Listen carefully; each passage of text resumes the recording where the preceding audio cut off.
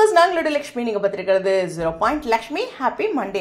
So இன்னைக்கு ரொம்ப முக்கியமான விஷயம், ஒரு பரபரப்பான கதைக்களம். பொதுவாகவே கோர்ட் சீன் அப்படின்னாவே எல்லாருமே அந்த காலத்துல இருந்து விதி அப்படிங்கிற ஒரு மூவில இருந்து சொல்றேன், எப்பவுமே அதுக்கு முன்னாடியே சரி எப்பவுமே அந்த கோர்ட் சீனாவே ஒரு சீட் நுனியில போய் ஒரு பரபரப்பு அப்படிங்கிற ஒரு விஷயம் இருக்கும். பரபரப்புனாவே கோர்ட் சீன் தான். ஸோ அதே மாதிரியே இன்றைய காட்சிகள்ல இருந்தது.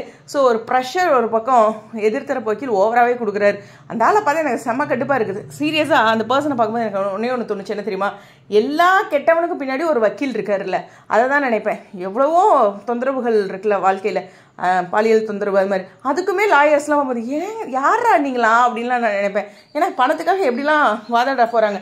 உண்மை இருந்து வாதாடுறவங்க நிச்சயமாக சூப்பர், பட் ஆனால் தப்புன்னு தெரிஞ்சு வாதாடுறாங்களே. சரி, விஷயத்துக்கு வரலாம். ஸோ இந்த இடத்துல எல்லாருமே ஒரு ப்ரெஷரை கொடுக்குறாங்க. நிவினோட முயற்சி கண்டிப்பாக எல்லாத்துக்கிட்டையும் ஒரு சாஃப்ட் கார்னர் இருக்கும். ஒரு மிரட்டலுக்கு தான் பண்ணுறாங்க. ராகினி காலத்தில் அப்படியே துளிவுண்டு ரத்தம் வரும்போதே அவருக்கு அந்த பதட்டம் வருது. நியாயமான விஷயம் தான். நிவின்க்கு அந்த விஷயம் ட்ராப் ஆகுது. அடுத்து குமரன். ஸோ குமரன் என்ன பண்ண போறாரு அப்படிங்கிற ஒரு விஷயம் இருக்குது. பட் குமரனோட இந்த சாட்சிகள் எல்லாமே என்ன சொல்லிடுவாங்க, நம்பிராஜனவே கூட்டிகிட்டு இருந்தாலும் என்ன சொல்லுவாங்க அப்படின்னா, இல்லை அவங்களோட தரப்பு அதனால் அப்படிலாம் சொல்கிறாங்க அப்படின்ட்டு எதிர்த்தரப்பு சொல்லுவாங்க.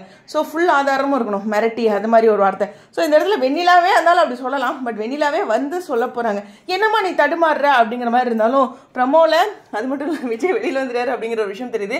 இது எல்லாமே காவிரியால் ஏற்பட்டுச்சு அப்படிங்கிற ஒரு மிக மகிழ்ச்சியான விஷயம் மட்டும் இந்த இடத்துல எனக்கு ரொம்ப சந்தோஷமாக இருக்குது. அதுதான் இந்த டோட்டலான விஷயங்களில் ஹைலைட்டான விஷயம். விஜயோட பதட்டம், அந்த ஸ்க்ரீன் மதியானம் அப்படிங்கும்போது அந்த இறங்கி வரும்போது தாத்தாவை பார்க்குற அந்த சீன், அதெல்லாம் ஹாட் டச்சிங்காக இருந்தது. பட் இருந்தாலும் விஜய் விடுதலை ஆயிட்டாரு அப்படிங்கிறது தெரிஞ்சே அதை பார்க்குறதுனால அந்த பதட்டம் இல்லை. ஆனால் இந்த லாயர் பேசும்போது கோவம் மட்டும் வந்துச்சு. எனிவேஸ், இந்த நாள் உங்களுக்கு இனிமையாக அமையட்டும். ஸ்டடியோ.